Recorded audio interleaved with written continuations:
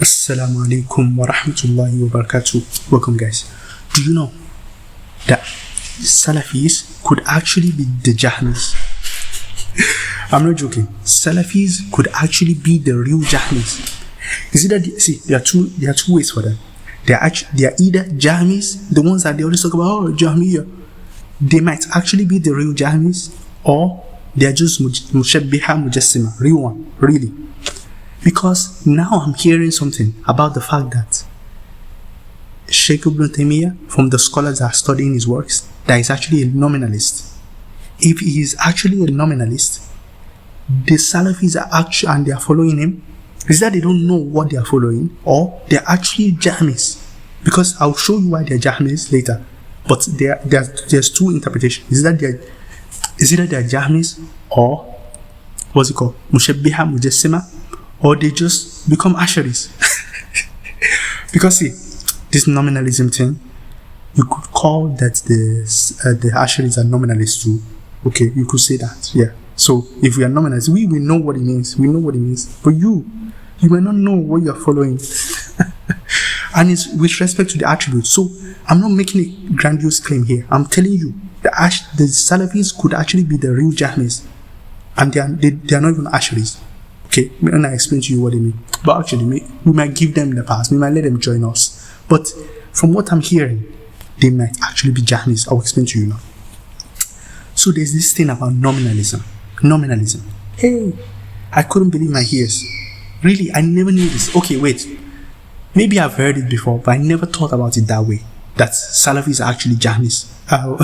That they are nominalists. Nominalism is a theory about universals.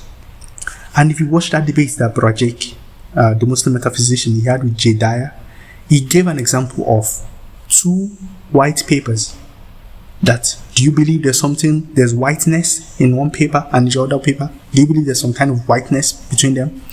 He said no, there's no whiteness there's no shared quality called whiteness in two papers. There's no shared quality of whiteness. Okay, the first part might be that he's just an anti-realist. He's an anti-realist with respect to abstract objects. That is fine. I'm an anti-realist too. I don't believe there's some abstract object out there, like there's no beauty out there. Okay, there's no knowledge or power or all these abstract objects. They don't exist out there. Okay. So this guy is an anti-realist, no problem. But he's also a nominalist. Nominalism is much more different. Nominalism is saying that there's no shared meaning between two objects. Now, it doesn't need to be a nominalist with respect to that. But I heard that they're actually nominalists with respect to the attributes. So, universal, the theory of universal, or the problem of universals, it says that, for instance, humanity is something that we all belong to. Okay, so we have a shared essence of humanity. Okay, but they are also different. They are dogs. So dogs are not humans. They don't have that essence. So they cannot participate in the essence of humanity. Dogs cannot participate in our essence. So we have two different ontologies: humans and dogs. We don't share ontology. We are humans. They are dogs. Okay. Now it might be. There's now this case that creation, the entire creation, that's one ontology, and God's existence, the existence of creation is one ontology. God's existence is a different ontology. Say they believe God's ontology is different. That's why they say we don't know the how, we don't know the modality. Yeah, we affirm the meaning, but we don't know the modality. Now, when they say that they affirm the meaning, that meaning that they affirm, they cannot explain it. That meaning that they affirm, it might just be a waste of time, and that's how they become Jahmis. Because once you press them further, what is the meaning? What's the meaning that you? Because a meaning denotes that there's a shared ontology. But you already admit that there's no shared ontology between God and creation. There's no shared ontology. That's why we don't know the modality. Now, to know the meaning, let's say, for instance, Yed. The meaning of Yed, the only meaning we know is what is in the Arabic dictionary. In the Arabic dictionary, if we check everything in there and it's nothing of what you are talking about, let's say you, Salafi, you believe Yed, the meaning, we affirm it, but we don't know the modality, the kayfiyah. Okay, fine. We now say, what is that meaning? We now say the apparent meaning of the text. We now go to the text. We now search, first of all, for the meaning of yet in the Arabic dictionary, all of it. And then we put it in context and we see the meaning. The only meaning that will come to us is the meaning that applies to human beings. In all the cases in there. All the meanings in there applies to human beings. And that's how human beings know things. You will not find any other meaning there. That's the third part. All the meanings in there is either you do ta'wil, you interpret. Because all the meanings you find will pertain to human understanding and the meaning of human beings is either grasping or grabbing something that's hand, or it is literal of physical hand, or it is all those things. That's what you find. You will not find anything else. So that meaning that they're appealing to is just what the Asharis are already described already. So there's no point. So maybe they are appealing to something else beyond what is apparent. And that's where they are Jahmis. Because in the end, there will be an ontological divide between God and the creatures and the creation and our understanding. There's an ontological divide because they are nominalists. There's no shared meaning between God and us. You might say, okay, the Asharis believe it too, but the Asharis, they believe you can meaningfully talk about God, right? So to me, the point is this: if you call us Jahmis, you are Jahmi too. You're a Jahmi because you cannot avoid this if you're a nominalist. Now you might say, well, what is that nominalist thing? I'm not a nominalist. I'm not going to interpret Ibn Taymiyyah as a nominalist. I think Brother Jake does. He interprets Ibn Taymiyyah as a nominalist, and people have pointed this out that it will lead to equivocity.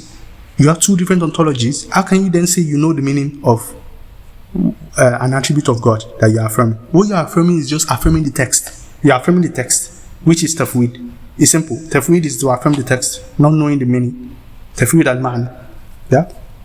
You don't know the meaning. You cannot tell us the meaning. That meaning you're talking about, you don't know it. So there's no point in you affirming it. Okay, we affirm it too, and we don't know the meaning. Now what?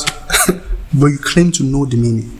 This is where the second problem can now come. You claim to know the meaning. Because when we say tafwid al-ma'na, you say, no, you cannot do tafwid al-ma'na. We know the meaning of the text. Guess what? You don't. If you interpret Ibn Taymiyyah as a nominalist, you might now want to say, no, I'm not a nominalist. We really know the meaning. That's when you become a mushabbiha mujassima. Because once you affirm there's a shared ontology between us and God that can give you that similarity of meaning that you're talking about God's existence itself. So the yed. Once you say yed, and you know the meaning, you have to give us that meaning from the dictionary. Once you tell us, we will know that there's a similarity between it and God. Okay, there will be a similarity between it and God in a real sense, not just some kind of it's not metaphor.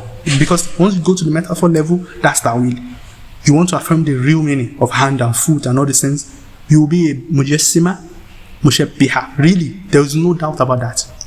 Because you affirm that we and God will share a similar ontology.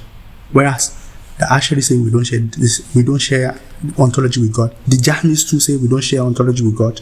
Now, you, the nominalist Taymiyan follower, you believe we don't share ontology with God as well. Therefore, you are just like the Jahmis too. All this Jahmi stuff, you're a Jahmi too. Now, let me make a quick clarification why Asharis are not Jahmis. Okay, I discovered that the Jahmis are also Jabbaris. Okay, the Jahmis, they are Jabbaris. They believe in predestination. And not just predestination, that we are not responsible. Humans are not responsible for what we do because we are forced to do it. That kind of thing. Now, Asharis, they believe in predestination too. But they are not. They believe human beings are responsible in a real sense. So the Jabbaris will say our actions are not real. When we feel guilty, it's not really real.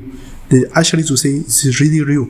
So to me, I think in the positions of the Asharis is more like quasi-nominalism. That's what I'll call it, quasi-nominalism. Because they are saying, okay, God and us, we don't have the same ontology. However, we have a religion. And to meaningfully talk about God, we can meaningfully talk about God from the experience that we have, from the analogy of the creatures. Like a mother, for instance, what is God is love? There's a different ontology between us and God. However, we know what a mother's love is. That's what we know, and we use that. The mother's love, God's love is better than that. And we believe it truly, in a real sense. However, we are not saying something about God in and of himself. No, we are not doing that. We leave God in his ontological reality, and we talk about what we know, which is creatures. Okay? And when we see that it's going to, when we start talking about physical forms, that's when we do what's it called? Ta'wil. We interpret in order not to take that meaning. And most of the time, it's not even necessary. It's clear, apparent ta'wil that we do. So to me, it should be some kind of quasi, because compatible is like compatibilism. You have libertarian free will, you have determinism, and then you have compatibilism. We are compatibilists, just like we don't say we are nominalists without any meaningful way of talking about God. We have a meaningful way of talking about God in our belief, from our own point of view, from human point of view. Just like if you believe in predestination, everything will seem like it's not, you are not really responsible. From believing in qadar or predestination or determinism, it will mean like everything has already been determined. But from your own experience, from your own point of view, do you believe that you are not free? When you choose things, you don't. You believe you're free. It's that point of view that we focus on that is important. That point of view that we use to affirm compatibilism, that is the same one, this same analogy that splits us from the Jahmis, who are Jabaris, is the same one that splits us from them on the issue of attributes. Why we can ascribe attributes to God, even though those attributes, they are not existent out there. And those attributes, they are not really about God in and of himself, but a way of meaningfully talking about God that we believe in. I think if you understand this stuff, you will see why the Salafis, they don't want to accept what they are doing. They are just confusing everybody. The moment you're a nominalist, is equivocal, just like us, is equivocal. That meaning you don't know it is equivocal. If it is equivocal, and you are saying you affirm it, you don't know what you're doing. You're just wasting our time. Most likely you're a mushabbiha, mujassima, trying to sneak into God's ontology with your hand and all this stuff. Or you're a nominalist and you are just deceiving everybody. To me, there should be a real argument between the Taymiyan nominalists and the Taymiyan other guys that are non-nominalists, that should come out and defend that, see, these guys are not, these guys are Jahmis. I'm serious, you guys should do that. If you are really following this, you should just be, we will think you're Mujassima and Mushabbiha anyway, if you are not nominalist. In this issue, this particular issue, not necessarily about universities in general, but in the sense of ontologies, you should come out and refute your brothers like Jake and those other guys that affirm nominalism. So what do you guys think about this in the comment section? Do you know what is nominalism? Do you know how this applies? I might put a comment in the comment section to explain it further. Maybe my video is not very clear, but let me see what you guys think in the comment section. See you guys later. Wassalamu alaikum wa rahmatullahi wa barakatuh.